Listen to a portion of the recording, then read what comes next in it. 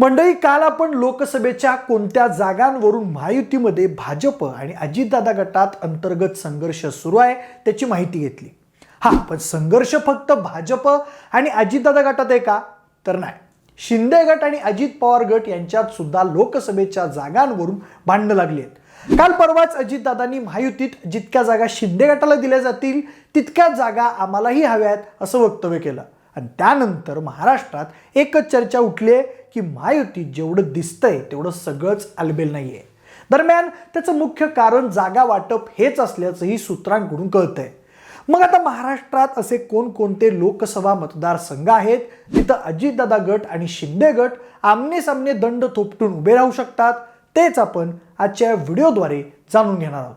नमस्कार, मी प्रथमेश आणि तुम्हाला तर माहिती आहे आपला विषयच भारी. म्हणजे अजितदादा गटाचे नेते छगन भुजबळ यांनी अजित पवारांच्या महायुतीतील जागा वाटपाच्या वक्तव्याचं समर्थन केलं. ते म्हणाले, अजित पवार हे आमच्या पक्षाचे प्रमुख नेते आहेत, त्यामुळे जागा वाटपात त्यांनी त्यांचं मत मांडलंय. महायुतीत शिंदे गटाचे जितके आमदार आहेत जवळपास तेवढेच अजित पवार गटाचे आमदार आलेले आहेत. त्यामुळे सारासार विचार करता त्यांच्याप्रमाणेच आम्हालाही न्याय मिळायला पाहिजे असं मत मांडलं तर ते चुकीचं नाही. आता त्यानंतर शिंदे आणि अजितदादांमधला छुपा संघर्ष चव्हाट्यावर आला. दरम्यान 2 दिवसांपूर्वी मुख्यमंत्री एकनाथ शिंदे यांनी असं जाहीर केलं की आगामी लोकसभेच्या धर्तीवर ते 6 जानेवारी रोजी शिरूर मतदारसंघातून त्यांची शिवसंकल्प यात्रा सुरू करणार आहेत. शिंदे गटाचे नेते आणि शिरूरचे माजी खासदार आढळराव पाटील यांनी ती माहिती दिली आहे. पण खरं तर त्या जागेवर सध्या शरद पवार गटाचे अमोल कोल्हे खासदार असून नुकतंच अजितदादांनी अमोल कोल्हेंविरुद्ध आपला उमेदवार निवडून आणणारच असल्याचा दावा केलाय. म्हणजे शिरूरमध्ये लोकसभेचा उमेदवार देण्यास अजितदादा आग्रही असल्याचं बोललं जातंय. तर आज सकाळीच बातमी आली की अजितदादा गटाच्या 2 आमदारांचा मावळमध्ये शिंदे गटाच्या श्रीरंग बारणे यांच्या उमेदवारीला विरोध आहे आणि तिथून पार्थ पवारांनी निवडणूक लढवावी असं त्यांना वाटतंय. त्यामुळे तिथला तिढा वाढलाय. आता आपण आकडेवारीच्या हिशोबानं नेमकं कुठं कुठं एकनाथ शिंदेविरुद्ध अजितदादा यांच्यात कुरबुरी वाढू शकतात ते एक एक करून जाणून घेऊ. तर शिंदे गट विरुद्ध अजित पवार गट यांच्यात चढाओढ असणारा पहिला लोकसभा मतदारसंघ आहे शिरूर. आधी सांगितल्याप्रमाणे शिरूरमधून शरद पवार गटाचे अमोल कोल्हे हे सध्या खासदार आहेत. त्यांच्या विरुद्ध शिंदे गटाचे नेते शिवाजीराव आढळराव पाटील उभे असतील असा एकूण ढोबळमानानं अंदाज होता आणि शिवाजीराव आढळराव पाटलांनी 2दा-3दा तशी भूमिका सुद्धा बोलून दाखवली. पण शिरूरमध्ये राष्ट्रवादीचा सर्वात मोठा केडर बेस असल्यामुळं महायुतीकडून आता अजित पवारांनी शिरूर लोकसभेसाठी क्लेम केल्याचं दिसतंय. कारण 2019ला शिरूर लोकसभा मतदारसंघातल्या एकूण 5 विधानसभेवर राष्ट्रवादीचा झेंडा फडकला होता. आता मूळ राष्ट्रवादीत फूट पडली असली तरीही तिथं राष्ट्रवादी आजही पॉवरफुल आहे. ती गोष्ट लक्षात घेता अजित पवार ऑन कॅमेरा असं बोलले की यंदा आपण अमोल कोल्हेंविरुद्धचा उमेदवार सांगून निवडून आणतो का नाही ते बघा. दादांच्या वक्तव्यानंतर दादा स्वतः दिलीप वळसे पाटील यांना शिरूरमधून उमेदवारी देणार का अशा चर्चा रंगल्या होत्या. पण नंतर काही जाणकारांनी विलास लांडे यांना उमेदवारी मिळू शकते असा दावा केला. कारण मागे विलास लांडे यांनी 2019ला राष्ट्रवादीकडे उमेदवारी मागितली होती. तेव्हा शरद पवारांनी मात्र मध्यस्थी करत अमोल कोल्हेंना पुढचे उमेदवार म्हणून प्रोजेक्ट केलं होतं. त्यामुळे यावेळेस अजितदादा नाराज विलास लांडे यांना ताकद पुरवणार असल्याचं बोललं जात आहे. पण अद्याप तसे कोणतेच संकेत अजित पवारांकडून मिळालेले नाहीयेत. पण मागच्या काही दिवसांपासून शिंदे गटाचे नेते शिवाजीराव आढळराव पाटील मात्र अजितदादांच्या प्रत्येक भूमिकेचं समर्थन करताना दिसत आहेत. दरम्यान मग शिवाजीराव आढळराव पाटील हेच योग्य वेळ बघून अजितदादा गटात जाऊन उमेदवारी पटकावतील का अशा चर्चांनाही शिरूरमध्ये उधाण आलंय. पण अशा वेळी मग तिथं शिंदे गटाची काय भूमिका असेल हाही एक महत्त्वाचा प्रश्न आहे. कारण शिरूरमधून राष्ट्रवादी विरुद्ध शिवसेना अशी लढाईची परंपरा आहे. पण अद्याप शिवाजीराव आढळराव पाटील यांनी त्यांची भूमिका गुलदस्त्यात ठेवली आहे आणि त्यामुळं आगामी काळात शिरूरमध्ये फक्त अजित पवार विरुद्ध शरद पवार गट नाही तर शरद पवार गट विरुद्ध अजितदादा गट विरुद्ध शिंदे गट अशी छुपी तिरंगी लढतही होऊ शकते असं जाणकारांचं मत आहे. दरम्यान भाजपचे आमदार महेश लांडगे यांनीही तिथून लोकसभेचं तिकीट मिळावं म्हणून मागणी केली आहे असं कळतंय. त्यामुळे जर भाजप सुद्धा शिरूरसाठी आग्रही राहिलं तर मग तिथला संघर्ष उद्या अधिकच चिघळणार असंच एकूण दिसतंय. दुसरा लोकसभा मतदारसंघ आहे मावळ. लोकसभेच्या मावळ मतदारसंघासाठी महायुतीमधील 3 पक्ष इच्छुक आहेत. मात्र तिथून शिंदे गटाच्या श्रीरंग बारणे यांची उमेदवारी निश्चित होती असं मागं वृत्त आलं होतं. इतकंच काय, त्यांच्या प्रचाराचा नारळही फुटला असल्याचं बोललं जात होतं.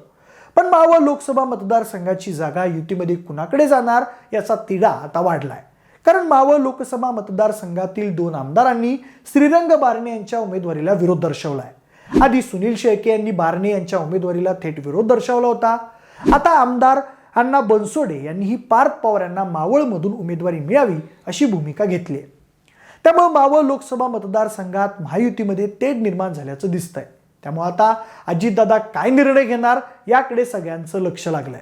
दरम्यान श्रीरंग बारणे हे मावळचे विद्यमान खासदार असून 2019 मध्ये त्यांनी राष्ट्रवादी काँग्रेसच्या पार्थ पवार यांचा 2,15,000 मतांनी पराभव केला होता. त्या मतदारसंघात भाजपाचे 2, राष्ट्रवादी काँग्रेसचे 2 तर शिंदे गट आणि अपक्ष असे प्रत्येकी 1 आमदार आहेत आणि तिथली राजकीय समीकरणं महायुतीला अनुकूल आहेत. शिंदे गट आणि अजितदादा गट यांच्यात वितुष्ट वाढवणारी तिसरी जागा आहे नाशिक लोकसभा मतदारसंघ. महायुतीच्या जागा वाटपामध्ये नाशिकची जागा शिंदे गटाला मिळू शकते असं बोललं जात होतं. कारण हेमंत गोडसे हे तिथले विद्यमान खासदार आहेत. गोडसे यांनी 2019च्या लोकसभा निवडणुकीत राष्ट्रवादी काँग्रेसच्या समीर भुजबळ यांचा 2,92,000 मतांनी पराभव केला होता.